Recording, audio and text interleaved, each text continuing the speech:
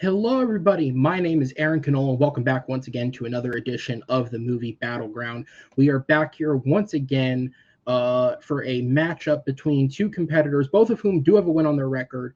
But since getting that win, things haven't quite gone their way, and they were back here to try and pick up at least an extra win before the season is over. That being Tyler Burch and one of our long-standing members here, Malcolm Lay. I'm excited to have these two guys pair up.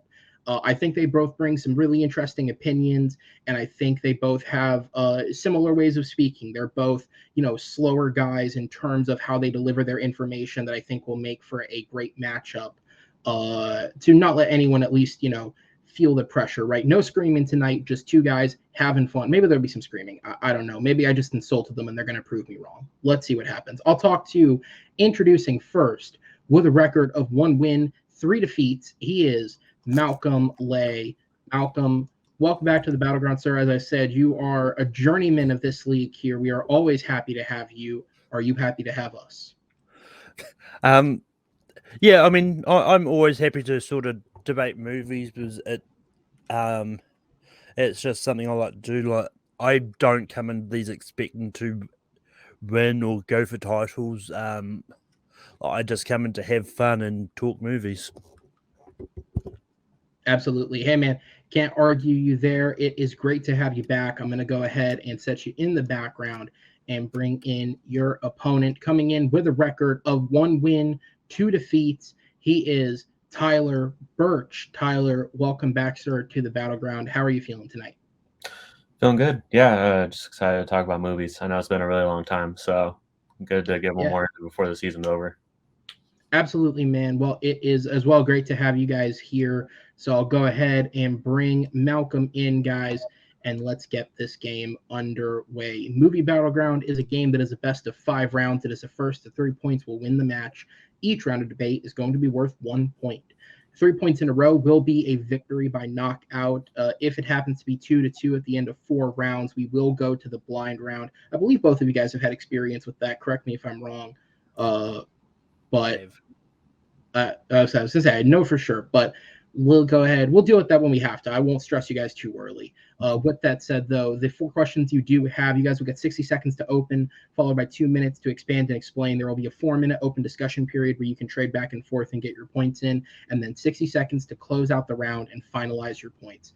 Behind the scenes, I have 3 judges, Chris, Zach, and Noah. They will join us on screen at the end of each round, and based on what was said by our competitors, they will decide who won the round. With that said, you guys have any questions or you feel ready to go? I think we're ready.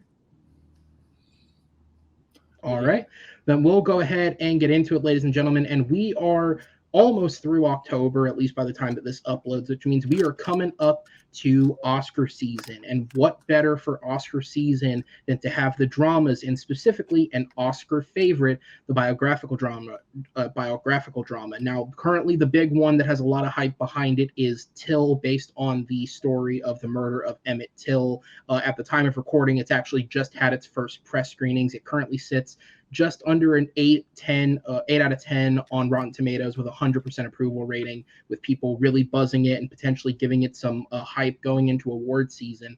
And it would be far from the first biographical drama to pick up some steam, and especially over the last 10 years or so, we have had some excellent ones. So tonight they have been presented with the question, what is the best biographical drama of the 2010s? So many to choose from. Now, behind the scenes, Tyler, you are the higher ranked competitor, so you had the choice of which questions to go first on. You did choose to go first on question 1. You will as well go first on question 3. So I'm going to bring you in the timer. I'm going to wish both of you guys the best of luck tonight, and it will start ticking, Tyler, when you begin speaking. Aaron's right when he says there was a lot of different biographical dramas in 2010s that we could have considered as the best. For me, I tried to think about the one that has left the biggest impact on me, and I know it did because it's from 2010, so it's just barely in there. I'm talking about the Social Network.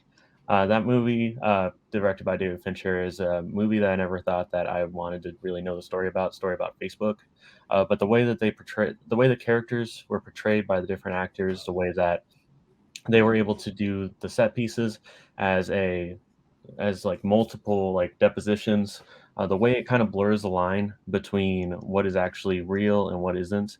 I think that they really figured out a great structure, and it was interesting how callous it was about subject material. It wasn't afraid to, and callous probably isn't the right word, but it wasn't afraid to not take like such a rosy view of the person that it's about. And time. All right, Malcolm, back over to you. 1 minute on the clock to open.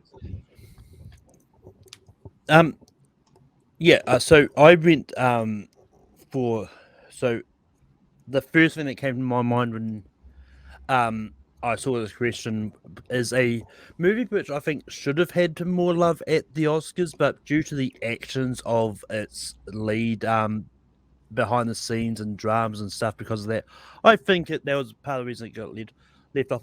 I'm of course I'm about Disaster Artist, and I think Disaster Artist is one of those movies. I think it's about the making of The Room, and it's just the way it's shown, the way they recreate certain scenes, and that how they find the actors that to play all the people that were involved in this movie. I think it was just amazing, and I think it's the best biographical drama of the 2010s. All right, that will be time on the opening. So we have The Social Network versus The Disaster Artist. We'll go ahead and head back over to you, Tyler. 2 minutes on the clock when ready. So I think The Social Network grabs you as soon as it starts the movie. I remember watching it, and it was just like all this information. Jesse Eisenberg's Zuckerberg just constantly talking and talking and talking, and the miscommunication of him and his girlfriend at the time. That really shows you what you're going to be getting in this movie. It's a lot of miscommunication. It's a lot of them doing things that are in a morally gray area, which makes it perfect that this is based off of, or that this is their thematic device is the depositions, because not only is it two depositions, but it's also going to be it's his former partner, it's the people that gave him the idea. He himself believes himself to be the hero. He believes that he's the one that created Facebook. He's the one that made this happen. Without him, it couldn't have happened. But seeing how they use the deposition for him to constantly get like torn down, how they constantly call him out for his actions, made it a lot more gray. You're not sure who to believe, because you can see, at the end, when Rashida Jones' character said, like, I always believe that when someone gives a passionate testimony, that I think it's 85% of it is BS, and I think that that's just them summing up the movie, because we don't know if everything they said about this movie, or about what Zuckerberg and the start of Facebook, how much of it is true and how much is it colored by the way that they felt, that anger that they felt. And so I think it made it a really striking drama, kind of seeing how all these different people saw Zuckerberg, saw his actions, saw themselves in the building of Facebook, the creation of Facebook, the ideas behind it, how it came together, how it all started from one drunken night. They just really, they had no problems trying to show how murky things can be when you start something that, for us, we're all like, oh, Facebook's amazing, it's the greatest thing ever. But were the origins that great? And time. All right, Malcolm, back over to you, sir, when you're ready. Yeah, I mean, in a strange kind of way, both of our movies are really similar in a way, because with The Disaster, it's like everyone's heard about this movie, The Room, but no one's ever really sure if all the stories that they heard on set are actual truths, and that everything that was happening on the set. I think Disaster Disaster, I believe, is based on the book written by Greg Sestero, which, but it's one of those ones like you never really truly sort of know on what is the truth about who Tommy Wiseau is, because he kept a lot of his stuff about where he was getting this money from and where to fund secret. And I think that Disaster is one that they try to sort of unpack and show how, and I think they did it perfectly. Like, this was a very sort of Ed Woodian style movie. It's like, and it's just the way they managed to look at and show some insight into Tommy Wiseau's life. Like, you see him with the inspiration about like Rebel Without a Cause and like You Tearing Me Apart type scene, like where he and why he wanted to make the decisions he did, and it, and also the way it sort of shows at the end where like Tommy was like thrown off and everyone started laughing at his movie, then he kind of accepted his movie as a comedy as what it is. And it's just one of those ones that when it comes to making movies, it's one that I think it's a really interesting seeing movies about how bad movies are made and why they existed in that way. I yield the rest of my time. All right, so we are going to be heading into the 4-minute open discussion round. As always, a reminder to the competitors, try to give each other some back and forth, let each other get in there, try not to talk over each other as much as possible. But, of course, you are here to try and win. So there's a fine line, try and find it, although you guys are always great about this. So, Tyler, Malcolm, when the first competitor speaks, the timer will start 4 minutes.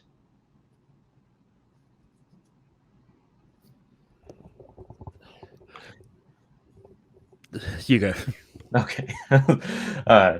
So yeah, just to expand, you're right. Both of our films, they have very similar themes. I think where they differ, especially for me, is with The Social Network. In the end, it didn't feel like Zuckerberg really won. It felt like he paid these people off, and yeah, he got Facebook in the end, but he was alone. The thing about like as closely similar as these stories are for me, like The Disaster Artist, it felt like at the end, like Tommy is the one that won and Greg lost because Tommy got to, he got his moment in the sun, and he still ends up like he gets Greg back when he kind of was like really terrible to him. So that part, like that's always been like the part for me, like at the end is like it's more of a wish fulfillment than like a natural end for the story. I mean, I think it's one of those ones like when it comes to doing these kind of biopics about people who may not necessarily like who either like may not necessarily win, so to speak. It's like and from what I've sort of seen, yeah, I think Tommy and Greg are back on speaking terms anyway, so I think they've sort of made more stuff since. But I think it's one of those ones like if you change the story so that the horrible person that technically stole the idea lost, then it's completely changed the history. But it's one of those ones like with The Social Network. I think Jesse Eisenberg, like while he is a really good choice for Mark Zuckerberg, I think he's really shown like acting wise from the likes of Andrew Garfield, Justin Timberlake. I think he's like one of the weaker parts of it. Well, with Disaster Artist, like James Franco really dissolves into Tommy Wiseau. You really do not like if you were to show me a picture of him later. I had no idea who James Franco is. I would say that's Tommy Wiseau. So. Well, I mean, I think with like Mark Zuckerberg being played by Jesse Eisenberg, I think the reason why he's so overshadowed is because that's how it is. I mean, that's Andrew Garfield's character, Justin Timberlake's, Armie Hammer's, like all of them are like these big, strong personalities that are really big, and so it's supposed to be them constantly fighting, them being really loud and everything, and then it's Zuckerberg doing the sneaky stuff, him icing out Andrew Garfield's character Eduardo, him taking the idea from the Winklevoss twins, all these things that this is supposed to be like him like he constantly tries to seem like he's the person that's the victim, but he really is the person that, with any kind of provocation, will take everything that he can from people. And I think that's the best part about his performance.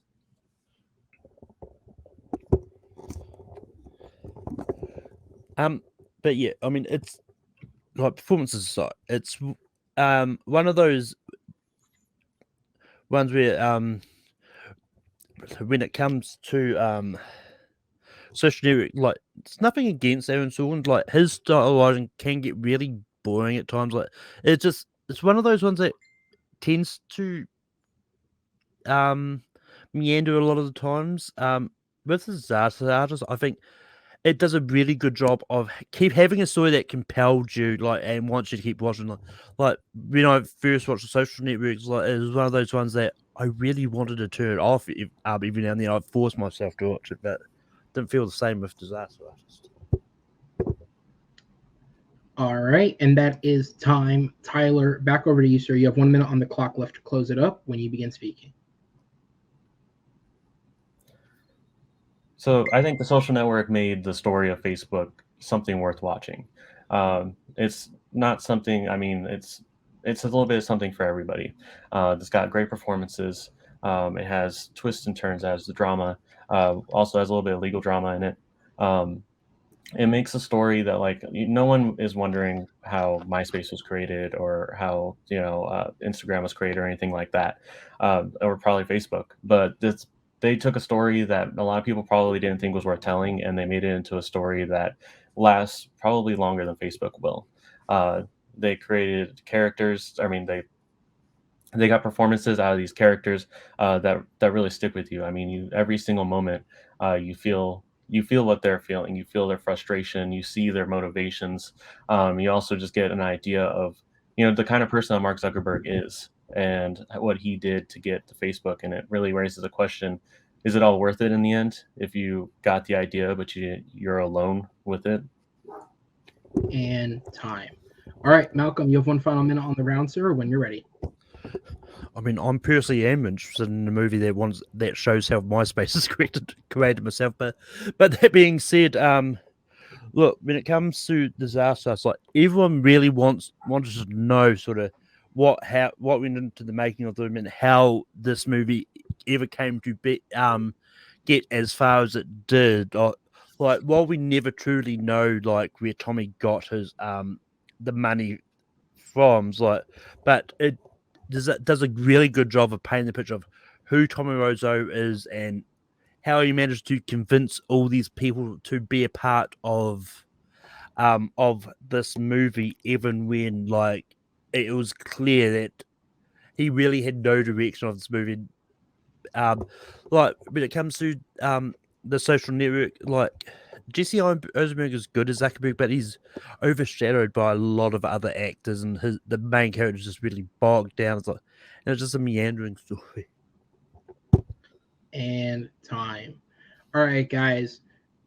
Solid opening round there to start it off. I'm going to go ahead and give you guys a breather in the back and bring our judges in for the deliberation here. So just a couple of small fact checks / things I look up.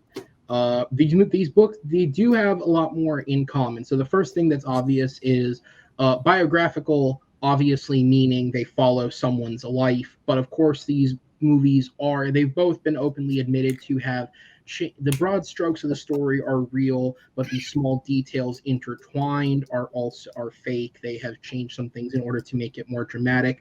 They're also both based on books that come from the perspective of the B characters, so to speak. The Social Network is based on the book The Accidental Billionaires, The Founding of Facebook, A Tale of Sex, Money, Genius, and Betrayal, which was written by author Ben Mesrick and whose main source was Eduardo Saverin, who's portrayed by Andrew Garfield in the film. And similarly, The Disaster Artist was based on the book The Disaster Artist, My Life Inside the Room, The Greatest Bad Movie Ever Made, which was written by Greg Sestero and Tom Bissell and given from his point of view. Publicly, the things that these films are based on have two different opinions, though. Zuckerberg has openly expressed dissatisfaction with the film, saying essentially claiming that it wasn't worth making the film if you weren't going to tell the proper truth to begin with, as he feels it is highly inaccurate. Tommy Wiseau, meanwhile, is proud of the disaster artist, saying, quote, "I approve of 99.9% of the film." And when questioned on what he didn't like, he said the 0.1% was the lighting. In the beginning, it's a little off, which is funny coming from a guy who can't shoot a film. That said, Chris, I'm going to go over to you first. Who gets your vote, and what was the main selling point? This was a nice back and forth, not too much nastiness going around. I went back and forth. I went with Tyler in the end. It was tough. I don't think he did point out with Dr. Burch talked about, that how the movie was about faith, but how, it made an interesting drama throughout the element of the dramatic stuff. I just needed to hear a little bit more from Malcolm and that on it. That Tyler just put out there by this much. Okay, and then Zach, down to you. This was actually a very, very close match. Overall, I actually went with Malcolm, more because he said, with Aaron Sorkin, kind of the Social Network is a little, does meander a little bit, and how Jesse Eisenberg is kind of overshadowed by the other performances, whereas James Franco kind of dissolves into his character. Okay, and then Noah, for the tie-breaking vote, who gets it, and what was the main selling point? I'm going with Tyler as well. A lot of because what Chris said, just because again, I didn't hear a little bit about Social Network, and especially not only Garfield's performance, but just Jackson. So I went with Tyler. All right. Well, thank you, sir. I did understand what you were saying, but you do sound like an Autobot from the next Transformers film. So I don't know. Just double check the plug on your mic, I think, is all it is. But it came through really distorted. All right. So I'm going to go ahead. It sounds like the blueprint of a Kanye song from 808. It's like it's really distorted. So we're going to go ahead and move into question number 2 there. Tyler does pick up the first point on that round. And actually, you know what? I'm a fucking genius. I didn't even make that joke on fucking purpose. Come on. No, seriously. No, I didn't even make it on purpose. That literally not a better transition. The next question. What is the best Transformers film? I couldn't have thought of that better myself. If I had tried, I believe you did. I think we just give the point to Aaron for that. I'll take it. Let's go. I'll argue for shit. What's the last one I saw? Age of Extinction. Oh fuck, that'd be hard. I didn't see the last night. I like myself, so we're gonna go ahead and get into this. Transformers is a franchise, as I've just actively done, that gets shit on a lot. But quite frankly, it's not all lows. There are films in this franchise that they did take more than 2 weeks to write the screenplay. I'm looking at you, Revenge of the Fallen. So let's go ahead and talk about the better ones in this franchise. Malcolm, you are up first, sir. So I will give you the timer, and it starts when you begin speaking.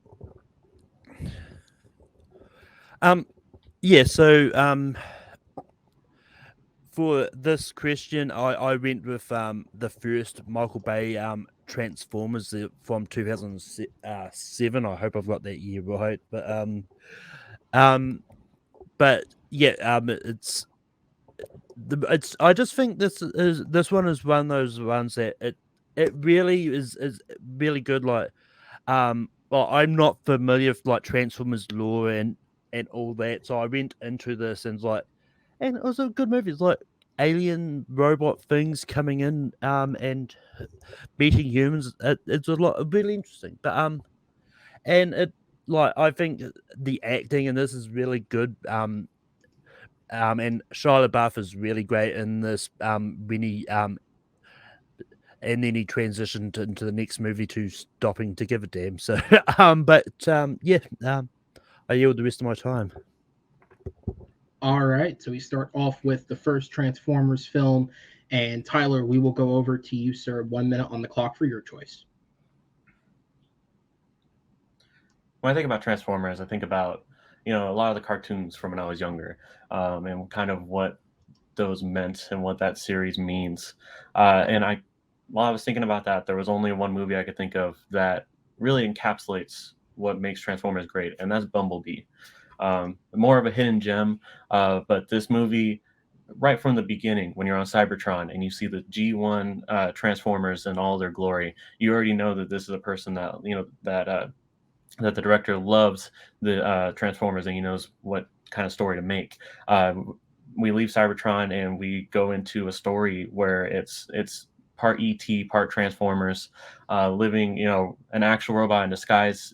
We've seen that in the past, but this movie really expands on the robots in disguise part. Like, he's a fugitive, he's a refugee, and he constantly, he has to hide from the Decepticons that are coming to find him. And so it's a lot more of an intimate story than we've seen with all the explosions in some of the other films. And time. All right, so we do have Transformers versus Bumblebee.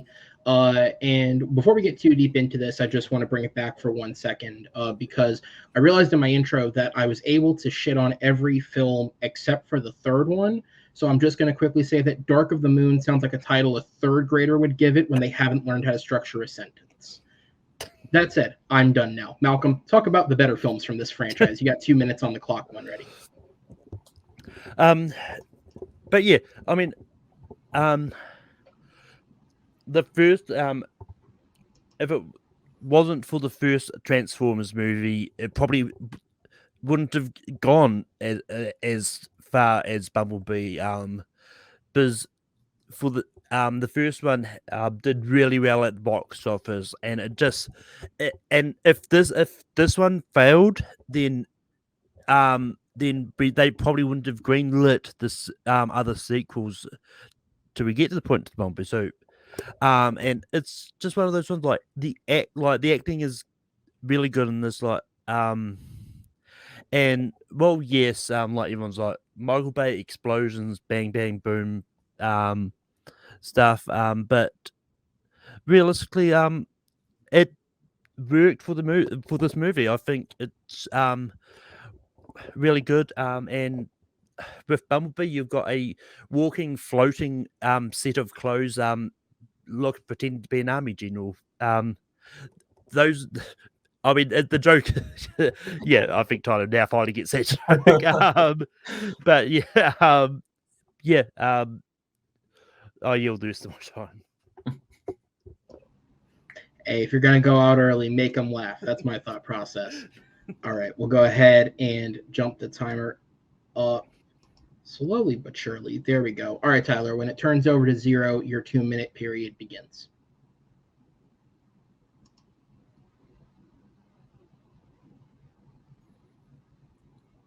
All right, so Bumblebee, I mean, great film. It looks great, which is always important in a Transformers movie. Honestly, though, like, it's the reason why I love Bumblebee isn't because of it looks nice or anything like that. I just love the performances. I love the story. I love how they insert an extraterrestrial creature, a giant car robot, into the story, and how he kind of meshes in with the character that is Charlie. We see what she's been, we see her. It's really about her. It's not so much about Bumblebee, even though the title says Bumblebee.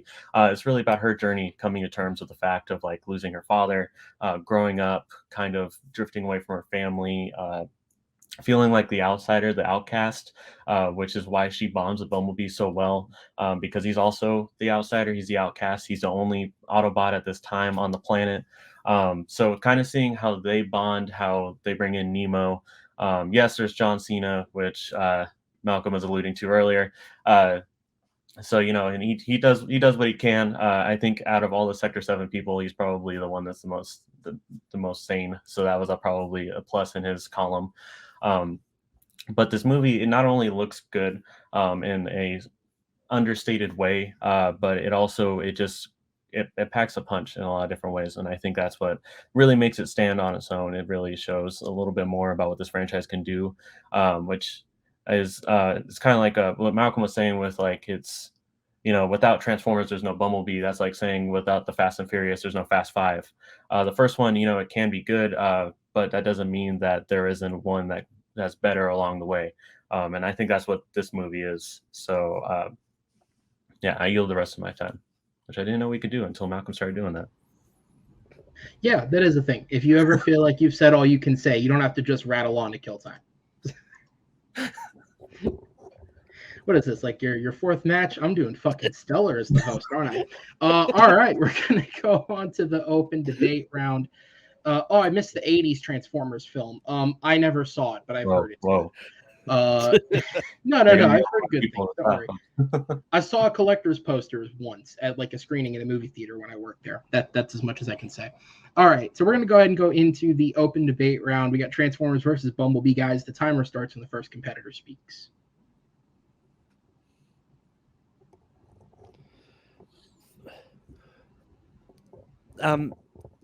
Yeah, I mean it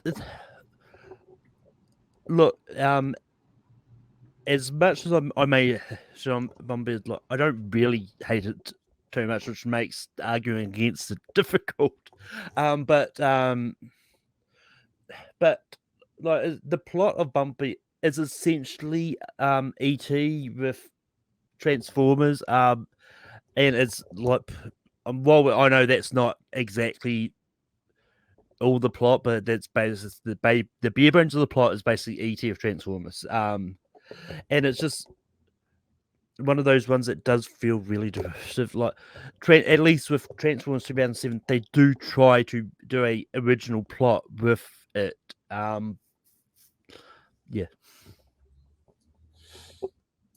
I mean, I think that doing an homage to a film that's beloved by a generation is not so much gonna. I don't think anyone's really gonna complain about that, and so I think that's why a lot of people really bought into Bumblebee as a movie, and I think it has a lot more that it also offers, just as far as like the journey of Charlie and Nemo, kind of setting the seeds, especially like with a prequel film, which for some reason this was a prequel film to the Michael Bay movies. You always want to set the seeds for what's going to come later. And I think that setting up Sector 7 as kind of showing how that organization became the people that cared about the NBEs, I think that was an interesting choice, and kind of setting up a little bit about what's going to be coming down the road in Transformers, later in 2007, which I hope is when it takes place. But like with for me, like you said, it's hard to fight against a movie that you enjoy. But when I look at Transformers 2007 objectively, not so much as how I was 15 years ago when I was a child and I was like, ooh, big robots. Honestly, like the characters, there's just not a lot to the characters. There's not a lot to the story. It's kind of just like, hey, we're going to show how the military can be cool and how the military can fight these monsters. And then we're also going to show how this teenage boy, all his dreams can come true because he bought some car at a dealership. It's just a lot of wish fulfillment and some MacGuffin that not a lot of people like, that really didn't make a whole lot of sense to me. So it starts to fall apart when I look too hard at Transformers. Yeah, but it's one of those ones like, well, with the 2007 Transformers, well, it's one of those ones. It's just, I mean, look, I mean, I know people like criticizing Transformers in general, going, it's all terrible and that they fell off and all that. The first one, like, it does a good job of holding your interest, like, unlike other sort of franchises, which tend to be about the same thing. Like Transformers does a good job of keeping your interest. And look, love her or hate her, Megan Fox is actually pretty good in the movie as well. And it's just one of those ones like, and I think Bumblebee does a good job of sort of tying up, make it being a prequel, but I think there's probably areas where it falls off. Who knows where Transformers is going with this new one that's coming out, that's for sure. There's not enough time to really make a good point. Yeah, so. I think you can just sort of move on to the finals. Well, we're so close. I'm just going to let it finish out. And time. All right, guys, we're going to go ahead and go into the closing minute here we are going back over to Malcolm for this first minute. So it'll start, sir, when you begin speaking. Yeah, I mean, when it comes to Transformers 2007, it's one of those. It's just a really, it's just a lot of fun, and it's like, and I think if this flopped at the box office and didn't make as much money as it did, then I don't think we have a franchise in the end, and I don't think it would have even ended up getting to Bumblebee. But I mean, that's here and there. Like, the fact is, it did, and we did get Bumblebee. And I think like the acting in it's good. You got Shia LaBeouf, Josh Duhamel, and all that. And in Bumblebee, when it comes to acting, you've got Haley Steinfeld being really good, and you've got John Cena being there. And I think it's Justice Smith. I'm not too sure who the other one is, but yeah. And time. All right, so we're going to go back over to Tyler for the final round when you begin speaking. I definitely had a hard time answering this question because there's some good quality entries in Transformers overall over this past almost 40 years. But to me, Bumblebee, the reason why I chose that one is because it's everything that we want Transformers to be. It's about robots in disguise. It's about it's a human story, even if it's about machines. It's got characters that you root for. It has, I mean, everybody loves Bumblebee. Getting to see how Bumblebee learned, especially with trying to understand. I mean, it's also a part of it is because the 80s, and we get to see him interact with all these 80s things, which is always a lot of fun.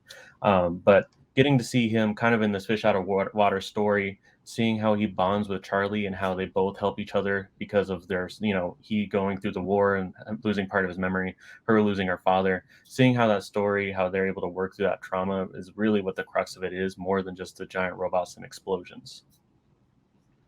And time. All right, guys, I'm going to go ahead and sit you in the back while I bring the judges in for the deliberation here. So just a couple of small fact checks and cleanups to clarify some things. So yes, Transformers was released in 2007. You are correct about that, Malcolm. And it is set in the present day, meaning 2007. So you were also correct about that, Tyler. In fact, the films kept a system of being in real time through every airing. So they stress in each film, Revenge of the Fallen is 2 years after the first. Same thing for Dark of the Moon, and Age of Extinction is 3 years after the previous because there was a 3-year gap, so on and so forth, until Bumblebee, which is obviously a prequel in the 80s. The actor who portrayed Memo in Bumblebee is Jorge Lendenborg Jr. Justice Smith would get his own Bumblebee-style film in Detective Pikachu, but he was not in this one. To answer Noah's question from the private chat, yes, there's more of these coming. Technically, there's 5 in development. The one that is most actively in development is Transformers Rise of the Beasts, which is being billed as a direct sequel to Bumblebee. It'll move the setting up to the 1990s. It is being directed by Stephen Caple Jr. It is being written by a group of people led by Joby Harold, who is also the lead writer on Obi-Wan Kenobi, and stars Anthony Ramos and Dominique Fishback as the human leads, with Peter Cullen returning as Optimus Prime and Ron Perlman joining the cast to voice the character of Optimus Primal. In terms of the other films that are involved in the franchise, an animated prequel film is set for 2024. That will be directed by Josh Cooley, who is a co-director on Inside Out and was the director of Toy Story 4. And the other 3 films that are currently undated include a untitled spinoff within the franchise that will be directed by Angel Manuel Soto, who is currently working on Blue Beetle. And that film is being written by Marco Ramirez, who wrote for the Netflix series Daredevil. There is a sequel to Rise of the Beasts, should the film be successful, I presume. And reportedly, they're still working with Michael Bay, although it seems like for the immediate future, he's being kept as far away as humanly possible. But every time it comes up, De Bonaventura throws out his name. I don't know if it's like a paycheck thing or what, but he's still there, apparently. To be fair, he did make them billions of dollars, so I would see why. With that said, though, Zach, I go to you. Who gets your vote, and what was the main selling point? To me, in this round, I actually went with Tyler, more because he brought up how Bumblebee is like more intimate, and it's more the story of kind of like two outsiders finding each other and like going through the movie together, and kind of the mix with E.T. as well. So for that, I went with Tyler. Okay, and then Noah, down to you. Let's see if you still sound like an Autobot. I was really torn. Malcolm had a lot of good points in there, including the whole ET point where Bumblebee is just really ET. Am I sounding okay? Yes, you're good. Okay. But in the end, Tyler gets my point as well, just because the main point, and he was able to elaborate on it, but the main point is that when you really start to look at Transformers, that's when it really starts to fall apart. So Tyler gets my point. All right, guys, thanks so much. I'll go ahead and put you in the back, and we will move on to question number 3. And yes, Malcolm from the private chat, you are correct. He was a producer on Bumblebee, although I'm assuming he was as much involved with that film as Steven Spielberg was the previous 5. As in, not at all. I'd be very shocked if he was involved. That, or I need to give him more credit. You know what, Michael Bay, I've been shitting on you for the last round. I liked Ambulance. That was a step up. There we go. All right. I think because they used his characters, I think that's why I had to be on as a producer. Yeah. Really. He was CC'd on the emails. He was in on the. He never read them, but he was there. All right, so we're going to move on to question number 3, and it's funny we were talking about the Oscars earlier. God, I hope we get to this 4th question so I can bring this point back. But we were talking about the Oscars earlier, and biographical dramas do well at the Oscars. But you know what else does well is when you can absolutely nail a coming-of-age story. I think that you can really sell the Oscars on something. They really seem to fall for those types of stories. And who better to get there than to base your film off of a young adult novel, which is obviously a huge genre in film. It's its own little weird thing, right? These novels that are written for teenagers, some they're meant to entice you and send you to magical worlds. Some they're meant to make you horny for Harry Styles or whatever the hell After was about. And so the question here is, what is the best performance by an actor/actress in a young adult adaptation film? And again, I'm not limiting young adult adaptation to one particular style of film. This is anything with the intended audience being young adults. And again, that is broad, but these two guys definitely brought some films that meet that description. And I am so interested to see the debates here because they couldn't be more different. Let's just be real. But I'm excited to see it. That said, Tyler, you're up first. So I'll give you the timer, sir. And when you begin speaking, it will begin. This is the question I actually had the easiest time on. When I think about the best performance in a young adult adaptation, there's very few that I put on the same level as Logan Lerman as Charlie Kilmekis in Perks of Being a Wallflower. That film has always left, ever since I watched it, it's left a deep mark on me, and it's mainly because of him in that film. I mean, his performance of Charlie at a new school, him going through these experiences, him being the wallflower, seeing him go through these high school moments and everything, but also seeing him try to process through trauma. It's trauma he didn't even know he had. Seeing him make friends, lose friends, see him at the height of the top of his high school time, and also at the bottom. Seeing and it just him perfectly encapsulating what it means to be a wallflower and what goes behind just a shy exterior is why Logan Lerman, I think, just mastered the role of Charlie. All right, and that is time. Malcolm, back over to you, sir, when ready.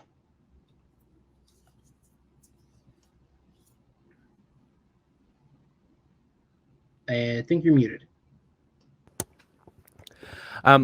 Yeah, this is one of the questions I kind of had it tricky because I was almost going to go for the other one from the same movie, the problematic one, but I decided not to. But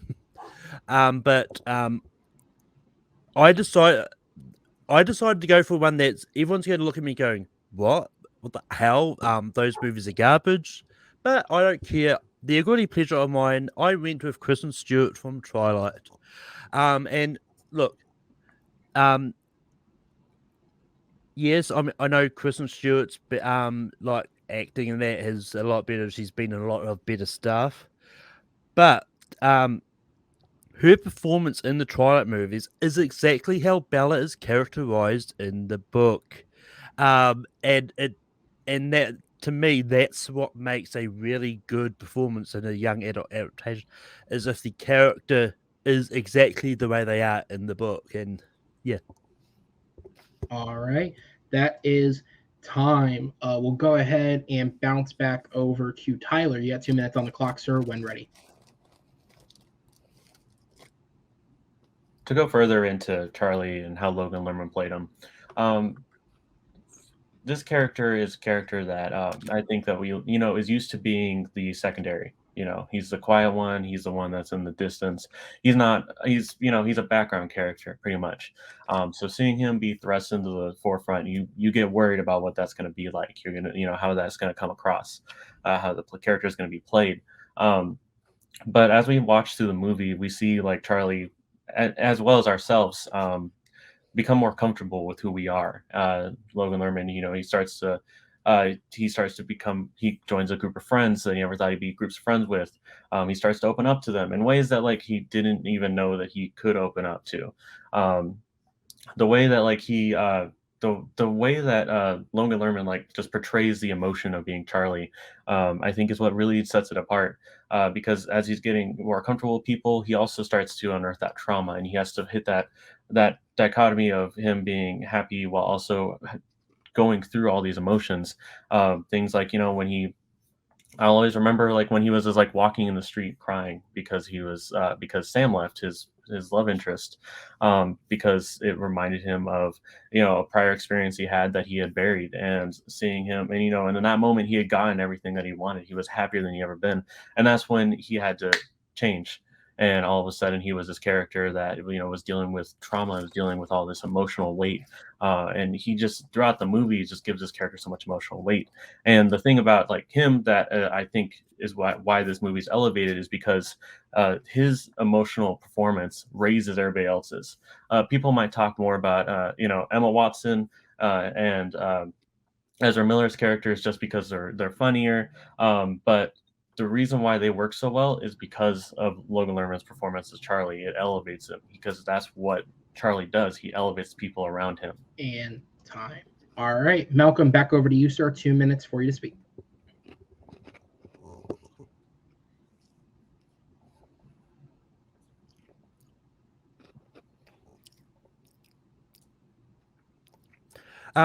Yeah, so it's it's been a while since I've seen Perks of Being Wallflower, but I would argue to say I think Emma Watson is the one that's elevating Logan's performance in it, not the other way around.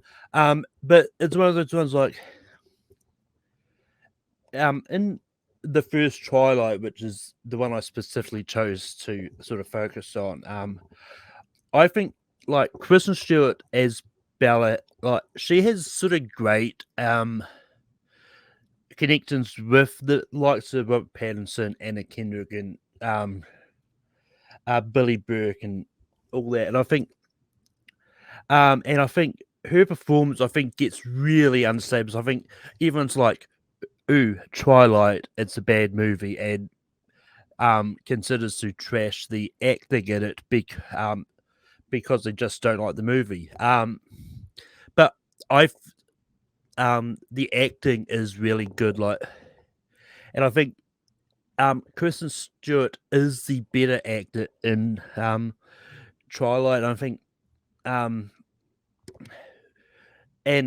it's one of those ones that when you are doing a book adaptation, you're never going to always truly get a performance that's emblematic of the book. Sometimes they change up some personality traits and all that, but with Chris Stewart and Twilight, like she is balanced. Like she is like, as I said in my openings, like her performance, her mopiness in Twilight is exactly the way it's sort of portrayed in the book, and that's not an easy thing to do when doing any kind of book adaptation to try and get that personality perfectly right. And time.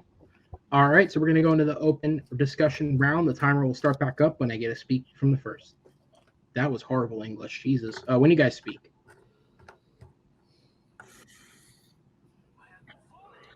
I'll say about Twilight. It's an interesting film series.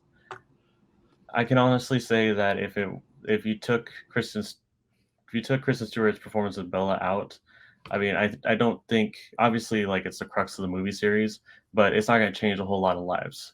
I mean, the characters around her, they're just kind of trying to act against the wall, kind of. They're not really being given a lot. There's not a lot of organic chemistry between her and a lot of the different characters, which I think kind of it drags down the movie a little bit. And I mean, the series as well, but I mean, we could focus a little bit more on Twilight. But it just kind of like it's funny to say this about a movie that is very rainy and blue and drab, but she sucks a lot of the color out of the movie for I think a lot of people, and me as well, just as far as her performance goes. Yeah, but once again, that is how Bella is in the book. Like I mean, like, you may go, she drags characters down, but in the book, that's the way she is. Like, well, yes, the book is not well written, which meant like the movies ultimately have to go by what the book said. Anyway, but so it's one of those ones. But I think, despite all the dialogue she has to say and what she has to work with, is part of the reason why I'm saying, like, her acting performance in this is great. And look, I like Logan Lerman. I think he's great. I'm not gonna lie, almost the other one I did think about going was Logan Lerman for Percy Jackson, and having Logan Lerman off.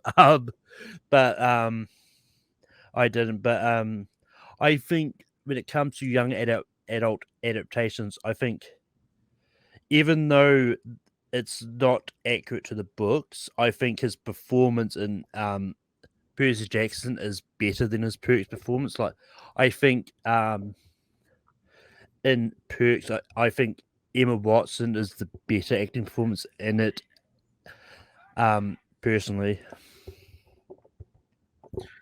So, Percy Jackson aside, I think with Logan Lerman, for me, like, best means being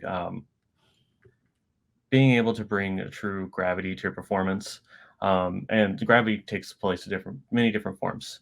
Like you keep saying, Emma Watson's character is a lot more charismatic. She's a lot more fun, flighty, which I think is why she sticks out a lot more to people.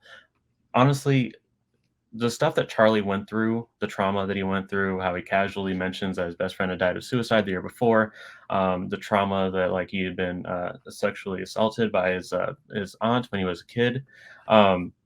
These are all really heavy topics that it'd be really easy to either come across as heavy-handed, or to come across as just in a lot of different ways where it's going to upset a lot of different people.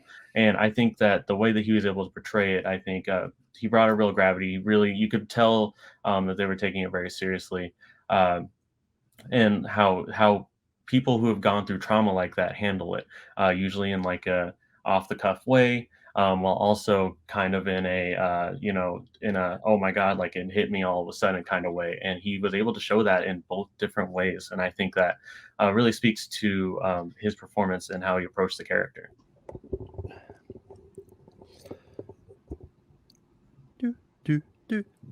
All right, that is time. We're gonna go back to Tyler for the first closing minute of the round when you begin speaking.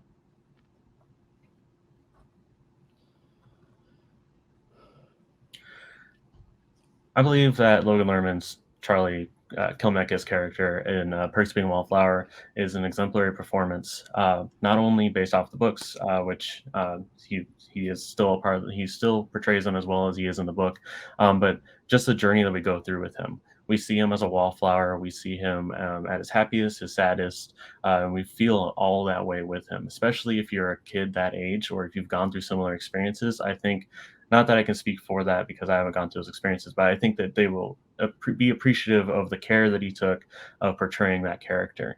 As far as Kristen Stewart as Bella Swan, I could say that a lot of people don't like that character, and it's because there's not a whole lot there. She's just kind of a blank slate, and she can be a blank slate in the movie or in the books as well. But at the end of the day, the performance is what matters. And if you look at a movie and the one thing that you don't like is one of the main characters, then it's going to be hard for you to believe that that's going to be a great film.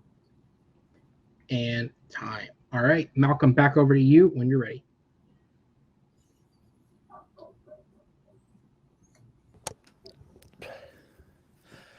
Yeah, I mean, it's one of the I will just repeat the big thing I've been saying, but Chris Stewart's performance in the Twilight movies is basically the way she is in the books.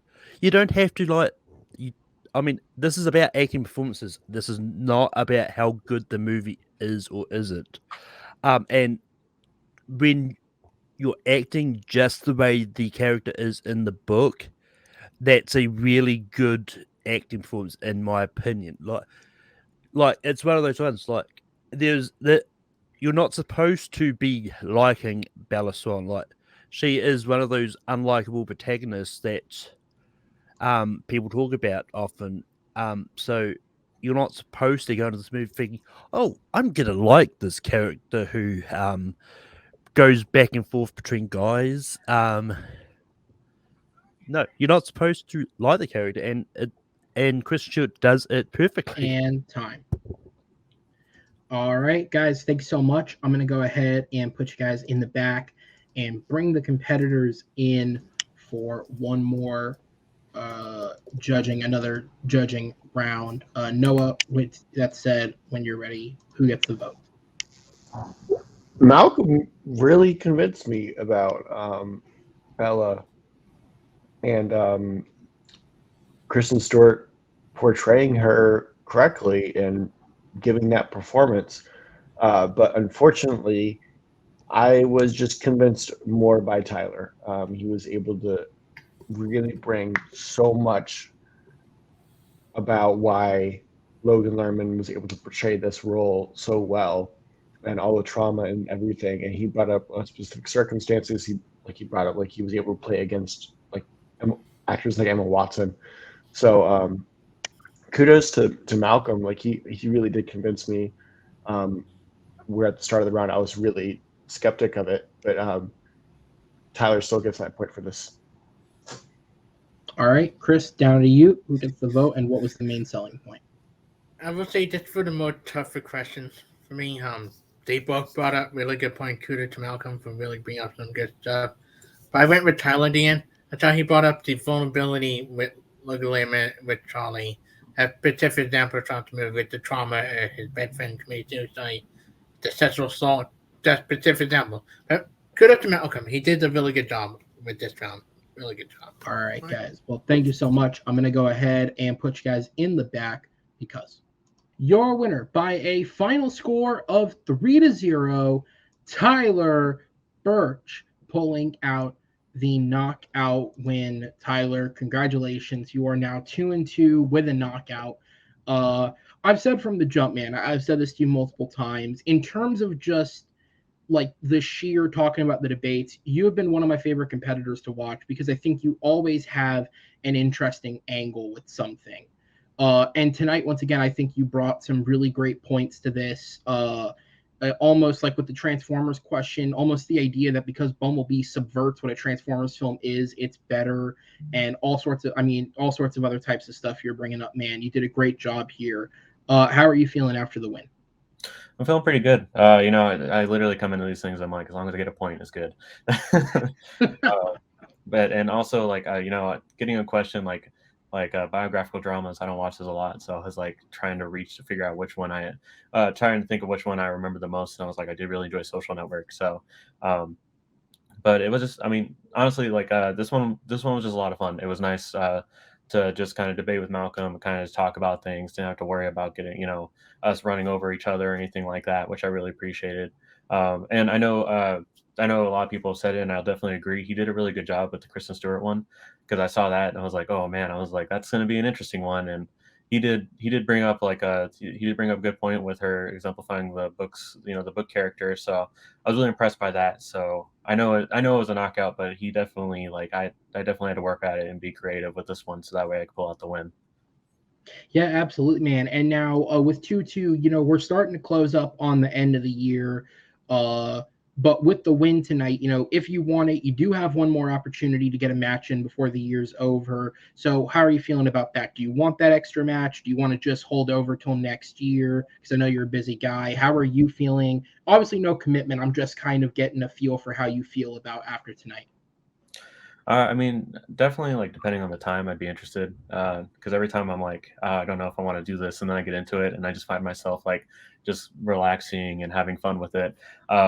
So definitely, I'm interested depending on the time. There's a lot of stuff that comes up at the end of the year, but no, it's definitely something if we talk about it, maybe we can see if we can make it happen. Absolutely, man. Well, should everything work out, whether it's this year or hopefully next year at the very least, I do look forward to having you back, sir. Congratulations on getting that second win, because it has been, those losses were some tough losses, man. It's been a time coming, and I look forward to seeing you next time. Take care, man.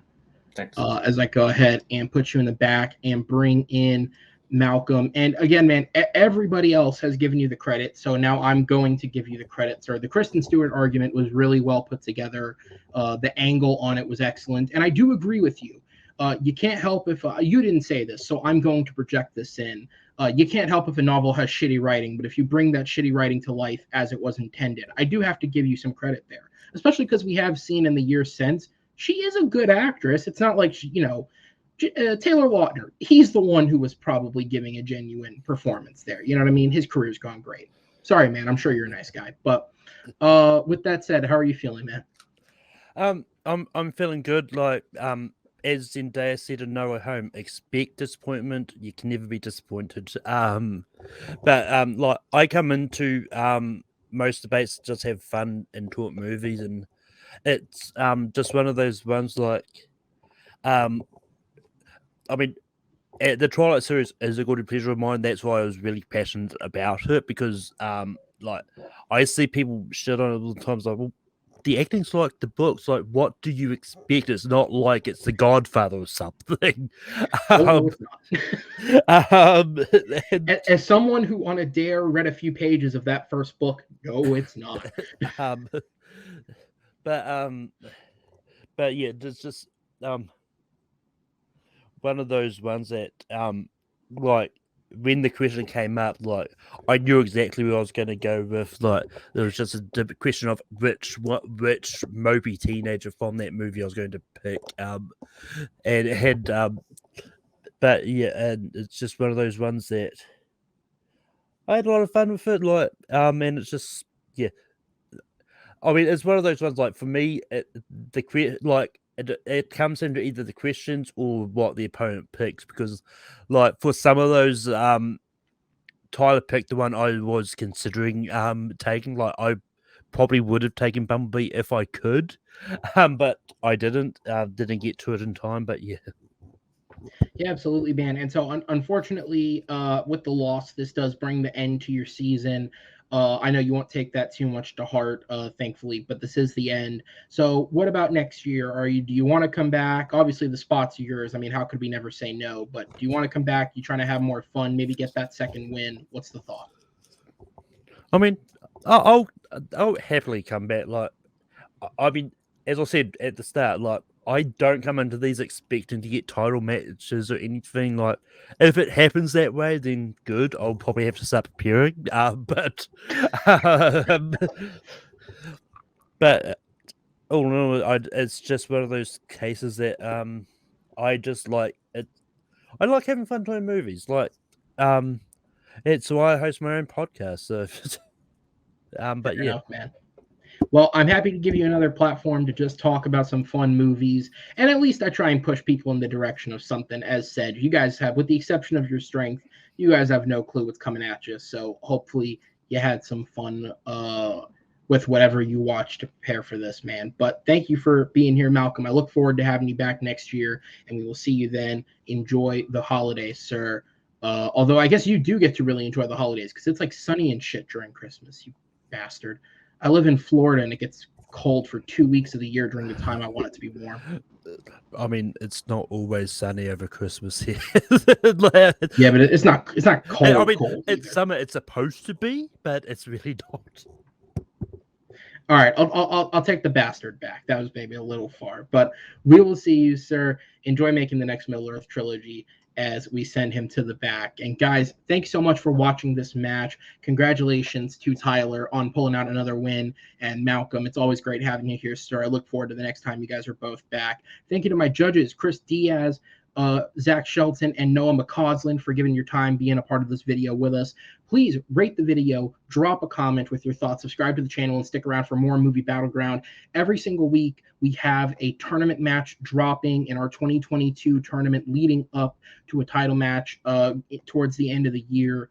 And of course, we have other matches going up every single week. Going into the fall, we have a lot of fun exhibition matches coming up as well. So be sure to tune in and check those out. And on behalf of everyone here at TMG Entertainment, my name is Aaron Knoll, and we will see you guys next time. Take care.